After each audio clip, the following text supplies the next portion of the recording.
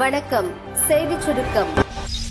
Kanyakumari Congress MP Vasanthakumar கொரோனாவால் பாதிக்கப்பட்டு Chennai Apollo மருத்துவமனையில் 2 வாரங்களுக்கு முன் சேர்க்கப்பட்டார். வசந்தகுமார் நிலைமை கவலைக்கிடமாக இருப்பதாக இன்று டாக்டர்கள் தெரிவித்தனர். வெண்டிலேட்டர் மற்றும் எக்மோ கருவிகள் மூலம் சிகிச்சை அளிக்கப்பட்டு வந்த நிலையில் இன்று மாலை வசந்தகுமார் உயிர் பிரிந்தது. அவருக்கு வயது 70. தமிழக காங்கிரஸ் செயல் தலைவரான வசந்தகுமார் நாங்குநேரி எம்எல்ஏவாக 2 முறை பதவி வகித்துள்ளார். வீட்டு உபயோகப் பொருள் விற்பனை பிரதிநிதியாக வாழ்க்கையை துவங்கியவர் 1978 வசந்தன் கோ நிறுவனத்தை துவங்கி பெரும் தொழிலதிபராய் உயர்ந்தார். வசந்தன் கோவுக்கு 82 கிளைகள் உள்ளன. ஐக்கிய அரபு எமிரேட்ஸ் நாட்டில் நடக்கவுள்ள ஐபிஎல் T20 போட்டிக்காக சென்னை சூப்பர் கிங்ஸ் அணி துபாய் சென்றது. அங்கு கொரோனா பரிசோதனை நடைபெற்றது. சென்னை அணியின் வேகப்பந்து வீச்சாளர் மற்றும் சப்போர்ட் ஸ்டாஃப் 12 பேருக்கு கொரோனா உறுதி செய்யப்பட்டுள்ளது. சிஎஸ்கே அணியினருக்கு கொரோனா உறுதியான நிலையில் ஐபிஎல் போட்டி திட்டமிட்டபடி நடக்குமா என்ற கேள்விக்குறி எழுந்துள்ளது. தஞ்சாவூரில் வளர்ச்சிப் பணிகள் மற்றும் கொரோனா தடுப்பு நடவடிக்கைகள் குறித்து முதல்வர் எடப்பாடி பழனிசாமி ஆலோசனை நடத்தினார். அதன் பிறகு அவர் பேட்டியளித்தார்.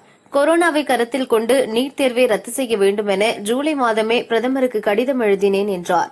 2021 தேர்தலில் எந்த கட்சி தலைமையில் கூட்டணி அமையும் என நிருபர்கள் கேட்டபோது எந்த தேர்தல் வந்தாலும் அதிமுக தான் கூட்டணிக்கு தலைமை வகிக்கும். இதைத்தான் எம்ஜிஆர், ஜெயலலிதா பின்பற்றினார்கள். அது தொடரும் என முதல்வர் திட்டவட்டமாக தெரிவித்தார். சிவகங்கை, விருதுநகர், தூத்துக்குடியில் நடக்கும் மணல் கடத்தலை தடுக்க உத்தரவிடக் கோரி ஹைகோர்ட் மதுரை கிளையில் வழக்கு தொடரப்பட்டது. வழக்கை விசாரித்த நீதிபதிகள் சவுடு மண் அள்ள தடை விதித்த பிறகும் உபரி மண் என்ற பெயரில் அனுமதி கொடுப்பது ஏன் என அரசுக்கு நீதிபதிகள் கேள்வி கேட்டனர். மணல் கடத்தலுக்கு உதவும் அரசியல்வாதிகள், அதிகாரிகள் மீது என்ன நடவடிக்கை எடுக்கப்பட்டுள்ளது? எத்தனை வாகனங்கள் பறிமுதல் செய்யப்பட்டுள்ளன?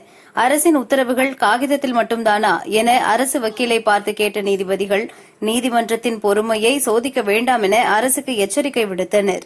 மணல் கடத்தல் வழக்குகள் அனைத்தையும் மதுரை கிளையின் சிறப்பு அமர்வுக்கு மாற்றி நீதிபதிகள் உத்தரவிட்டனர்.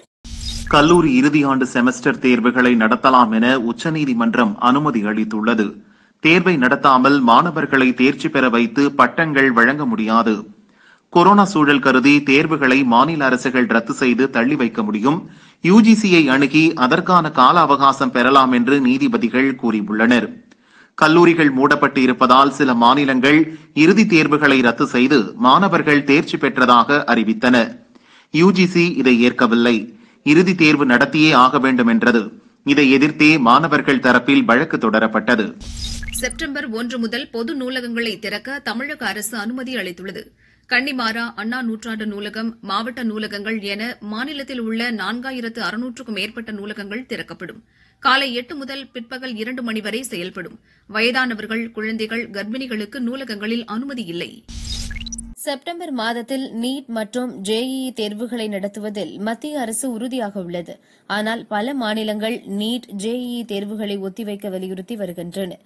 பாரதிய ஜனதா ஆட்சியில் இல்லாத மகாராஷ்டிரா, பஞ்சாப், சத்தீஸ்கர், ராஜஸ்தான், ஜார்க்கண்ட், மேற்கு வங்கம், புதுச்சேரி முதல்வர்களுடன் இதுபற்றி சோனியா வீடியோ கான்பரன்சிங் மூலம் விவாதித்தார். அப்போது சுப்ரீம் கோர்ட்டில் சீராய்வு மனு தாக்கல் செய்ய முடிவெடுக்கப்பட்டது.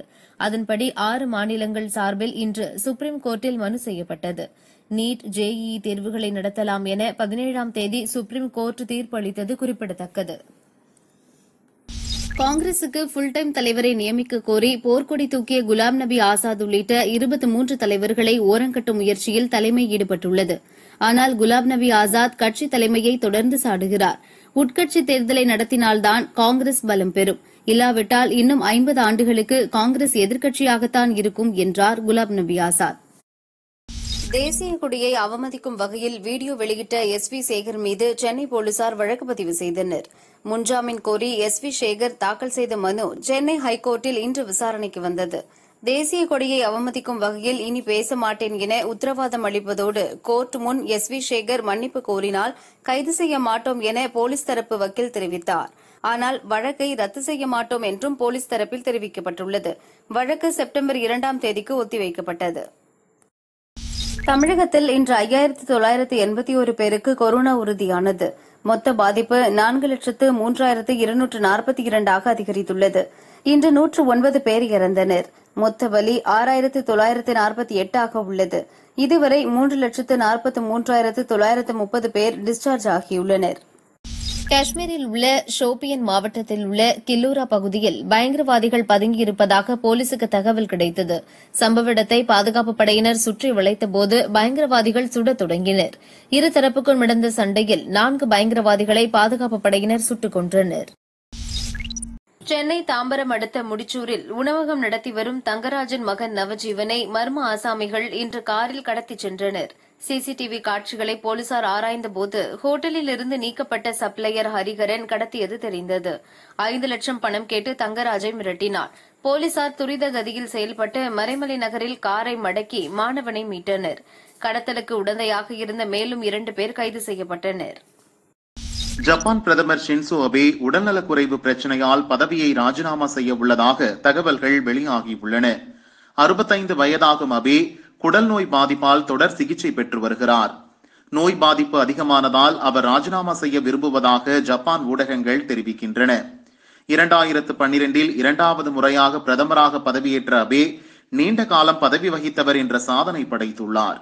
இதற்கு முன்பு 2007 உடல்நலக்குறைவால் பிரதமர் பதவியிலிருந்து விலகினார்.